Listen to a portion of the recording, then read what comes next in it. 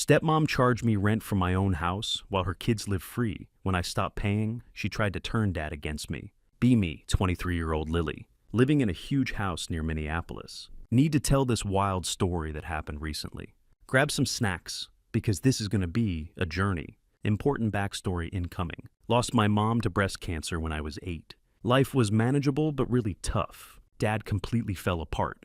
Could barely function for the first year. Trying to keep his architectural firm running while grieving. Mom's parents were absolute heroes. Basically moved in with us. Helped raise me while Dad tried to pull himself together. Now here's the important part about the house. Grandparents were comfortable financially.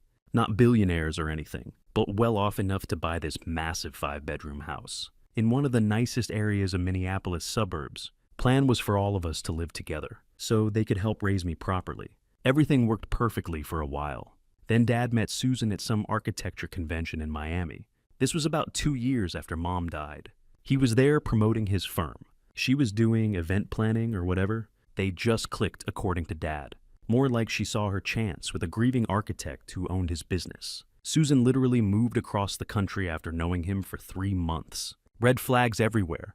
They got married 6 months after meeting. That's when the real fun began. Susan brought her 2 kids with her. Marcus, 26 now, was 12 then. Already the most entitled kid you'd ever meet. Olivia, 22 now, was 8 at the time. She wasn't too bad initially, but Susan turned her into a mini clone over the years. Grandparents tried their best to be welcoming, but I'd hear them late at night, talking about how they didn't trust Susan. They knew she was just after Dad's money. Spoiler, they were absolutely right. But they stayed quiet for Dad's sake. He seemed happy for the first time since Mom died. Looking back, wish they'd said something.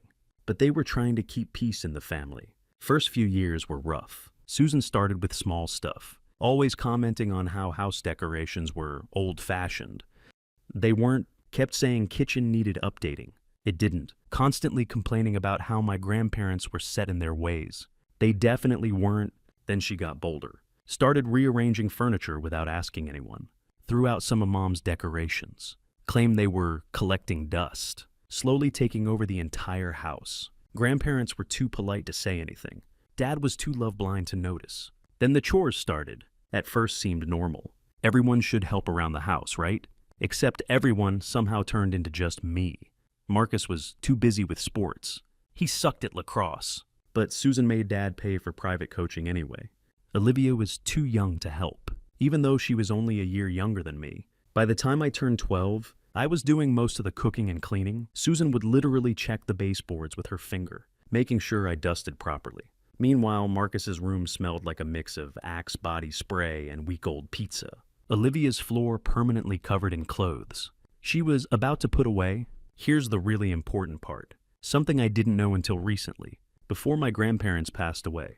Grandma in 2020 from heart problems. Grandpa followed barely 3 months later. Couldn't live without her. They put the house in my name. Like legally it's all mine. They must have seen this drama coming years ahead. Wanted to protect me. But I had no idea. Nobody told me. Dad knew, but didn't think it was important to mention. Spoiler, it was very important. Susan obviously had no clue, or she would have tried getting her name on the deed somehow. So for the past few years, I've basically been living as a servant in my own house. Cooking, cleaning, doing everyone's laundry. Yes, even Marcus's nasty gym clothes.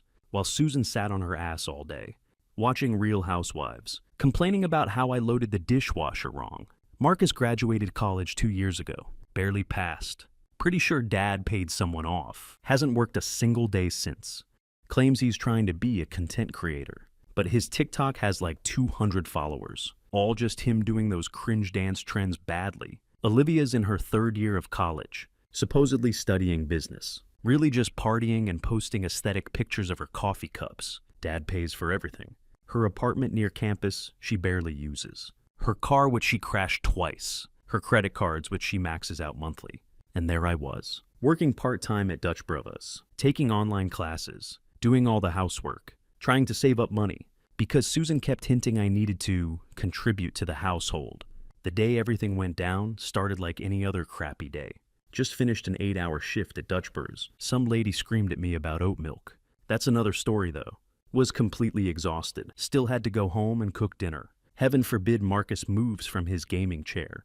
Or Olivia puts down her phone. I'm in the kitchen making this spicy shrimp pasta.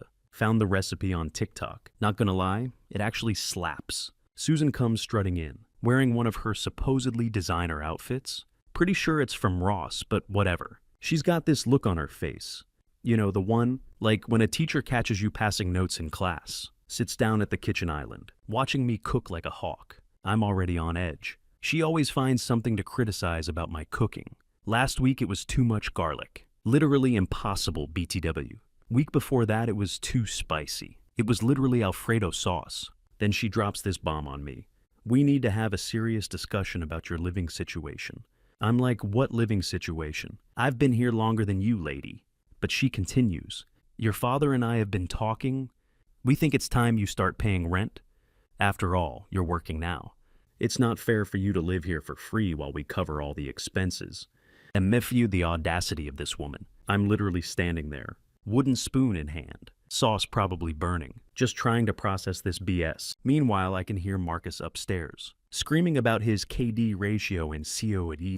Olivia's TikTok sounds blasting from the living room. So I ask her, trying to keep my voice level. Because I'm petty, but not stupid. What about Marcus and Olivia? Are they paying rent too? She does this thing where she dabs her mouth with a napkin, even though she hasn't eaten anything. She learned it from Real Housewives, I swear. Then hits me with, well, that's different. They're my children. They're still getting established in life. Marcus is working on his content creation career, and Olivia is focused on her studies. I almost laughed out loud.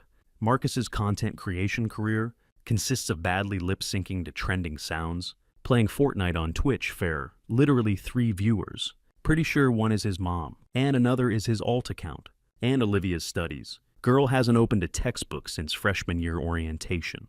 But here's where it gets good. Susan starts laying out her reasonable rent requirements. $800 a month in this economy, plus utilities. Plus I would still be expected to help out around the house, aka continue being their maid. I'm standing there stirring this pasta sauce. Something in me just snaps. You know that moment in movies, where everything goes quiet and clear. It was exactly like that. All these years of being treated like Cinderella. All the snide comments, all the extra chores. All the times I had to wash Marcus's crusty gym socks, or pick up Olivia's fake lashes from the bathroom floor. It all just hit me at once. So I turn off the stove. Safety first, lol. Put down the spoon. Look, Susan deadened her over-Botoxed face. Let me get this straight, I say. My voice is weirdly calm. Marcus, who hasn't earned a single dollar since graduation, and spends his days yelling at 12-year-olds on Xbox, doesn't have to pay rent. Olivia, who maxes out her credit cards buying shine hauls, and has never touched a vacuum in her life, doesn't have to pay rent. But I do. Susan's face does this weird, twitchy thing. Probably the Botox fighting with her facial muscles. She starts going on about how I'm more established. How family helps family. And some other BS she probably read in a Facebook mom group. That's when I decided to drop my own bomb. But first, I called everyone to the dining room. Told Susan I wanted to discuss this as a family. Used her own manipulative tactics against her LMAO. Marcus whined about leaving his game. Olivia acted like getting off the couch was literal torture. But eventually everyone was sitting at the table. The pasta was cold by this point, but I'd lost my appetite anyway. Susan starts explaining her proposal to everyone, acting all official, like she's some kind of CEO. Marcus is smirking, probably thinking about how he can spend his allowance on more V-Bucks. Now that I'll be paying the bills, Olivia's recording everything for her private story. Girl loves drama as long as it's not about her. That's when I did it. That's when I said the words that changed everything. I'm not paying rent because this house belongs to me. The silence that followed, OMG. I wish I had recorded it. You could hear a pin drop. I wish I had a picture of their faces. It was like I had just spoken an alien language. Marcus actually stopped mid-bite, his fork just hanging there, spaghetti falling back onto his plate. Gross. Olivia's jaw literally dropped. First genuine expression I've seen on her face since she discovered filters. But Susan, oh man, Susan's reaction was priceless. You know that loading wheel you get when your computer freezes? That was her face, like her brain literally couldn't process what I just said. Then they all started laughing, like full-on hysterical laughing. Good one, Marcus snorts. Pasta sauce on his chin. I swear this dude eats like a toddler. Did you get that from TikTok or something? Olivia's already got her phone out, probably thinking this would make great content for her Relatable Family Moments series, which has like 50 followers max. Susan's trying to laugh too, but I can see the panic starting to set in. She's got that look she gets when her credit card gets declined at Nordstrom Rack. Happens more than you'd think. What are you talking about? She tries to sound dismissive, but her voice is shaking. This house is mine and your father's. This is where it gets good. I just lean back in my chair, trying to channel that calm villain energy, you know? Why don't you call Dad and ask him?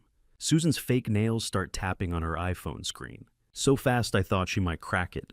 Kinda wished she would TBH, because guess who would have to go get it fixed? She puts it on speaker, because of course she does. She loves an audience when she thinks she's about to win an argument.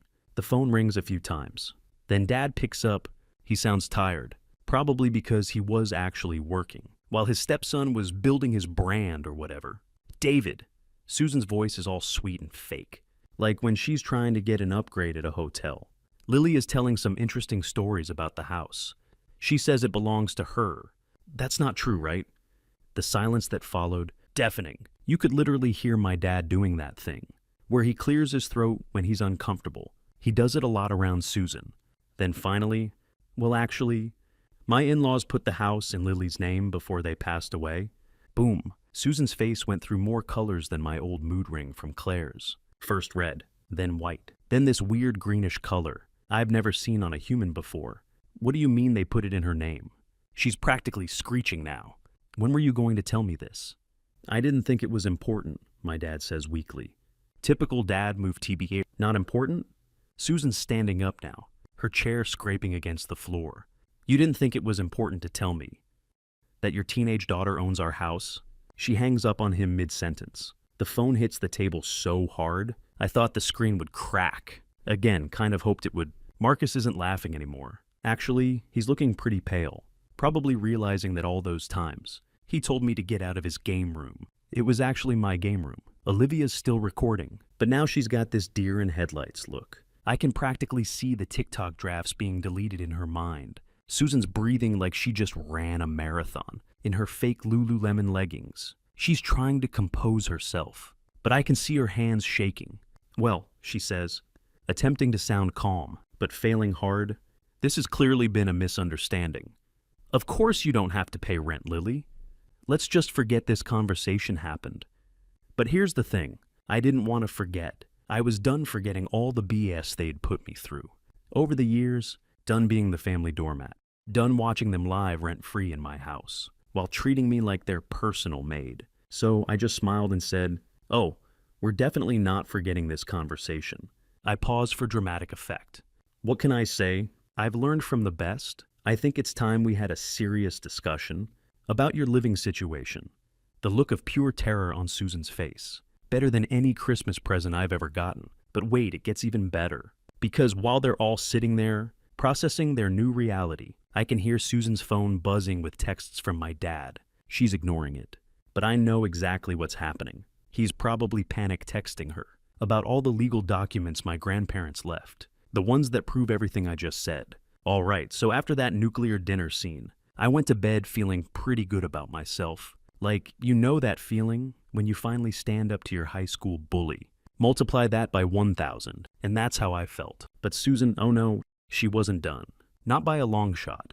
Next morning, I'm about to head downstairs for breakfast, when I hear Susan's voice coming from the kitchen. She's on the phone with my dad, on speaker because of course, and guess what she's doing? This woman is literally trying to convince my dad to get me to move out of my own house. Here's the convo I overheard. And yes, I recorded it on my phone, because at this point I trust these people, about as far as I can throw them. Susan, David, you need to do something about this situation. Your daughter is becoming a problem. Dad, sounding tired. What do you want me to do? Susan, what about those out-of-state colleges she applied to? You could encourage her to go to one of them. Tell her it'd be good for her independence. The audacity of this woman, I swear. She's really out here trying to ship me off to another state, so she can keep living in my house rent-free. But wait, it gets better. Dad, I don't know. Susan, using that syrupy sweet voice. The one she uses when she's manipulating someone. Think about it, David. She's young, she needs to experience life away from home. And honestly, dramatic pause. I'm worried about her mental health. All this anger she's carrying around, it's not healthy. Excuse me, the only thing affecting my mental health is living with the evil stepmother from every Disney movie combined. But here's the part that really got me. Dad, maybe you're right. I'll talk to her about moving out for college. It might be better for everyone. I literally had to bite my fist to keep from screaming. My own dad, who I've lived with my whole life, who I took care of after Mom died, who I cooked for and cleaned for, just agreed to try to kick me out of my own house. So I did what any rational person would do. I walked into that kitchen like I hadn't heard a thing. Susan almost dropped her phone when she saw me. She was still in her silk robe, probably fake like everything else about her, holding her world's best mom coffee mug. Marcus and Olivia got it for her from the Dollar Tree last Mother's Day, and she acts like it's fine china. "Good morning, sweetie," she chirps, like she wasn't just plotting to get rid of me. I made coffee. First of all, she didn't make coffee. She put a K-cup in the Keurig I bought with my Dutch bros money. Second of all, "Sweetie? Since when?" Marcus stumbles in, looking like a zombie, probably up all night streaming to his 3 viewers. And Olivia follows shortly after, already fully camera ready. Takes her 2 hours every morning. I kid you not. We're all sitting there eating breakfast, which I made BTW. Susan doesn't know how to cook anything. That doesn't come from a microwave. And the tension is so thick you could cut it with a knife. Marcus is shoveling cereal in his mouth. While scrolling through TikTok, Olivia's taking pictures of her untouched avocado toast for Instagram. And Susan's pretending to read emails on her phone. But I can see she's actually Googling how to evict someone who owns your house. Not very subtle with the phone angle, Susan. That's when I decided to have some fun. "Hey, Susan," I say super casual. "I was thinking about what you said yesterday about rent." She perks up like a meerkat, probably thinking I'm about to back down. I think you're right. People should pay rent to live here.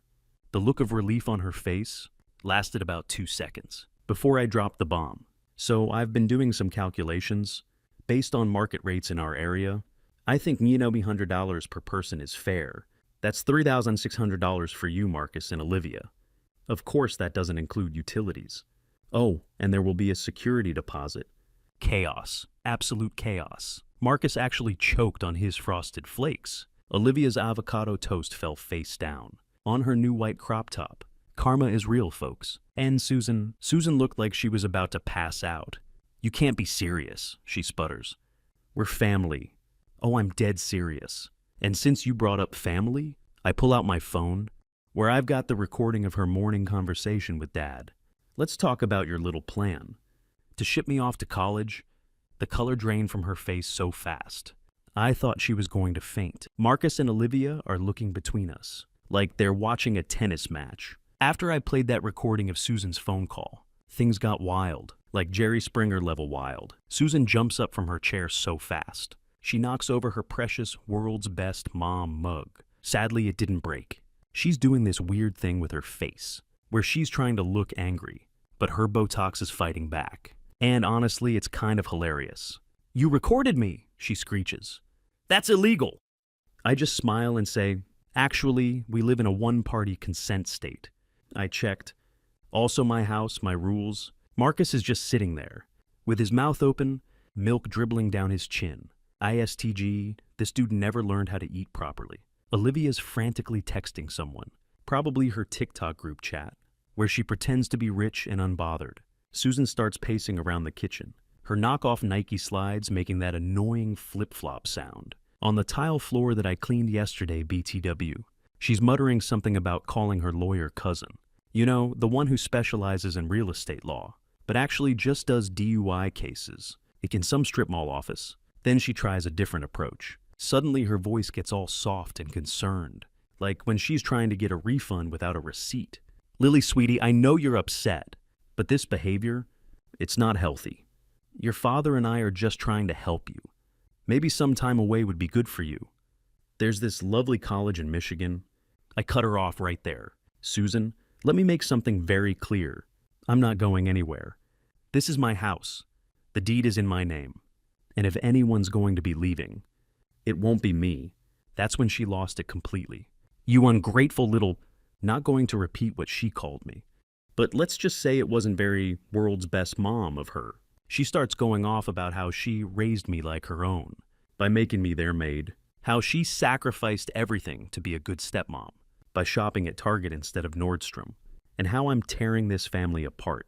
What family? Meanwhile, Marcus and Olivia are having their own meltdowns.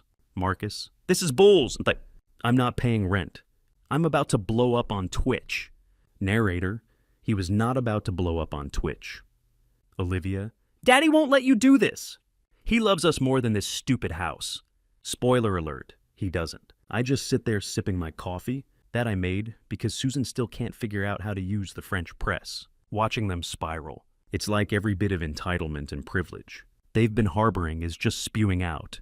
Then Susan pulls out her trump card, grabs her phone and starts calling my dad again, probably expecting him to rush home and fix everything like he usually does. But plot twist, I've been texting with Dad all morning, sent him the recording, explained everything. For once in his life, he's actually backing me up, kind of in his own weak way. When he answers, he's on speaker again. Susan, David, you need to come home right now. Your daughter is out of control. Dad, sounding surprisingly firm. Susan, we need to respect that it's her house. Maybe we should start looking for a new place. The silence that followed. You could hear Marcus's brain cells trying to process this betrayal. All three of them. Susan's face goes through this fascinating journey. Shock, anger, disbelief, and finally fear. Real fear, because it's finally hitting her. She's about to lose everything. The cushy life, the free ride, the power trip she's been on for years. That's when she makes her biggest mistake. She turns to me, gets right in my face and says, "Listen here, you little I don't care whose name is on the deed. This is my house. I've lived here for 12 years. And no spoiled brat is going to kick me out. I will make your life hell. Perfect. Just perfect. Because guess what? I've been recording this whole conversation too. Not only that, but I had already talked to a lawyer. Shout out to some online legal advice for the recommendations. Turns out, threatening the legal owner of your residence isn't a great idea. Who knew? Okay, so remember how I mentioned talking to a lawyer? Best decision ever. Turns out my grandparents didn't just put the house in my name. They set up this whole legal thing. Trust estate stuff, IDK legal terms. That basically makes it impossible for anyone to contest it. My lawyer literally laughed when she saw Susan's legal threats in the texts. The day after Susan's little meltdown, I went nuclear. Served them all with real eviction papers. Like official court documents and everything. The look on Susan's face when she got served. Priceless. She actually tried to refuse to take the papers. But apparently that's not how it works. Marcus's reaction was exactly what you'd expect. He threw his gaming chair down the stairs and broke it. Lol karma. Olivia had a full Instagram live meltdown. Gained like 200 followers though. So congrats, I guess. But Susan, oh man. Susan went full psycho. First she tried calling every lawyer in town. Like literally every single one. But here's the thing about small town lawyers. They all know each other. And after the first couple told her she had no case. Word got around, even her DUI cousin wouldn't touch it. Then she tried the social media route. Posted this long, dramatic Facebook status about how her ungrateful stepdaughter was trying to make her family homeless. But that backfired hard. When one of my mom's old friends commented, with receipts about how Susan had treated me over the years. Side note, shout out to my mom's friend Jennifer, who's been keeping screenshots of Susan's BS for years. The hero. We didn't know we needed. The best part, Susan's fancy friends from her country club started distancing themselves. Turns out they don't like associating with someone who's about to be homeless. Funny how that works. Meanwhile, Marcus and Olivia are having their own crisis. Marcus finally realized that being a content creator isn't actually a job when you have 247 followers, and your main content is raging at Fortnite. He tried applying for real jobs, but turns out, professional gamer unofficial, doesn't look great on a resume. Olivia's sorority friends found out about everything, because she posted it all on her private story, but has like 200 followers. Now they're all gossiping about how her designer bags were probably fake, and her dad isn't actually rich. She's having a full identity crisis. But the real drama came when Susan tried her last desperate move. She waited until I was at work, and tried to rearrange some things in the house. By rearrange, I mean, she tried to take some of my mom's old jewelry that my grandparents had left for me. Unfortunately for her, I had already installed security cameras after the eviction notice. Again, thanks to online advice, got her on video clear as day, trying to stuff my mom's antique necklaces into her tacky Michael Kors bag. Called the cops, filed a report, showed them the footage. Y'all should have seen Susan trying to explain to the police officer why she was just moving jewelry that didn't belong to her. Her fake tears didn't work this time, probably because her mascara wasn't even running. Waterproof makeup really ruins the dramatic effect. The officer was this older lady who took one look at the situation and was not having it, especially when Susan tried to play the "but we're family" card. Officer, ma'am, attempting to steal from the legal owner of this house isn't a family matter. I didn't press charges yet, because honestly, having this on record for the eviction case is better. My lawyer was thrilled. Speaking of the eviction, remember how Susan always bragged about her investment accounts and how she was independently wealthy before meeting my dad? Yeah, it turns out that was all BS. She has literally nowhere to go, and she's freaking out. She tried calling my dad's sister for help, but my aunt, who never liked Susan, just sent her a link to apartment listings in the sketchy part of town. I actually felt bad for half a second, until I remembered the time Susan accidentally donated my mom's Christmas ornaments to Goodwill. The best or worst part, my dad finally grew a spine. He told Susan that if she doesn't leave peacefully, he's not going with her. Turns out, 12 years of her toxic BS was enough. Even for him. After the whole jewelry attempt, Susan knew she was screwed. But being Susan, she had to make the exit as dramatic as possible. The day before the final eviction deadline, she tries one last power play, calls this family meeting, lol what family, and comes strutting in wearing her fake Chanel suit, the one with the obvious wrong pattern that she swears is vintage. She's got this whole speech prepared about how she's choosing to leave because she can't stand the negativity or whatever. Susan starts this whole monologue about how she's taken the high road. Since when is being legally evicted taking the high road? Then she drops what she thinks is her trump card. Your father and I have decided to move to Sacramento. We just bought a beautiful house there.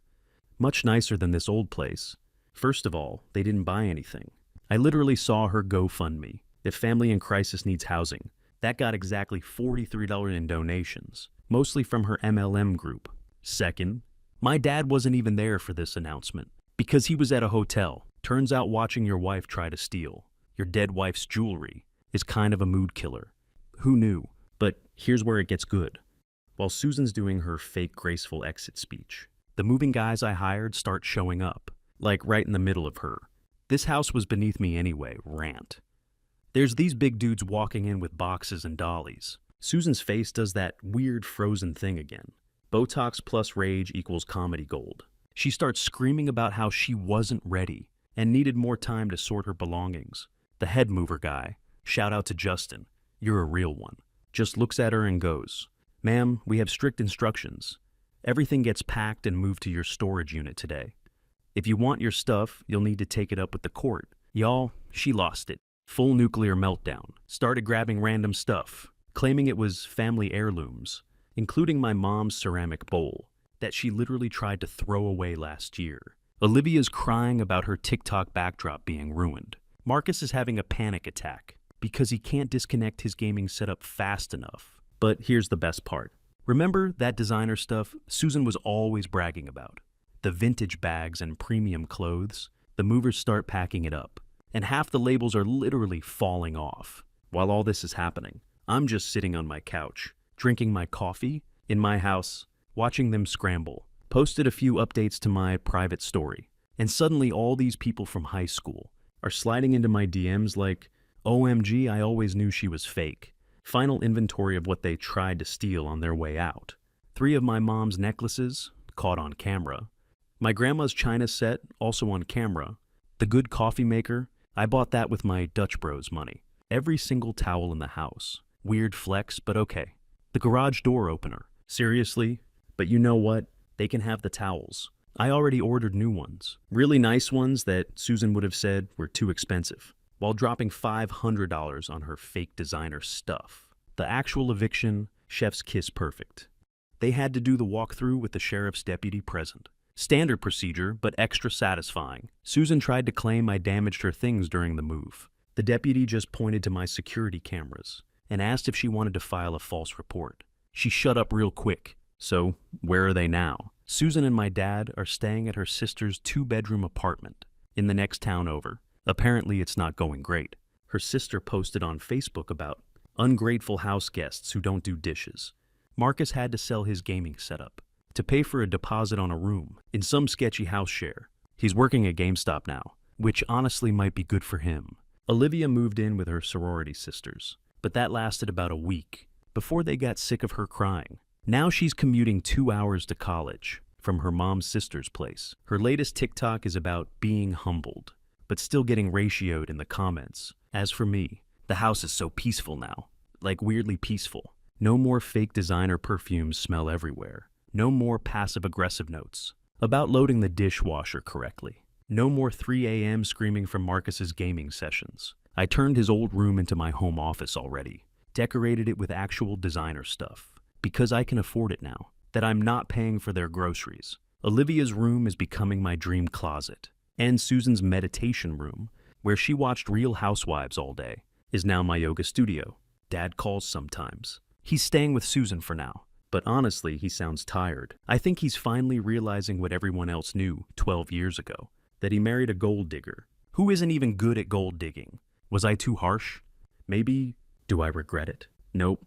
They fucked around. They found out. Turns out karma doesn't care about your fake Gucci slides. Final update. My mom's best friend Jennifer is renting one of the spare rooms now, so I'm not alone in this big house. She's teaching me all Mom's old recipes and helping me replace everything Susan threw out over the years. Sometimes good things come from bad situations.